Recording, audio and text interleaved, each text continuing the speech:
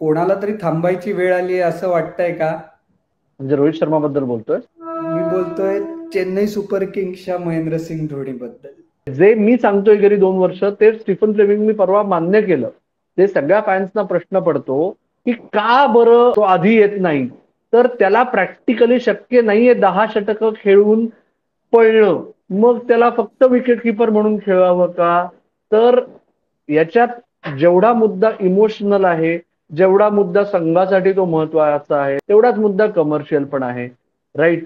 या सगळ्या गोष्टींचा विचार करता गेल्या वर्षी चेन्नई सुपर किंग्स प्रबळ दावेदार असताना देखील 4 मध्ये नाही पोचले. जर सलग दुसऱ्या वर्षी तसाच रिझल्ट मिळायला लागला तर मात्र सीझन चालू असतानाच विचार करायची वेळ आली आहे का, हा प्रश्न वारंवार उद्भवत राहील. मला बिलकुल असं वाटत नाही की याच्या मिड सीझन मध्येही धोनी बाहेर जाईल. धोनी हा पूर्ण सीझन खेळेल आणि त्याच्यानंतरच पुढचा काय तो त्यांचा निर्णय होईल.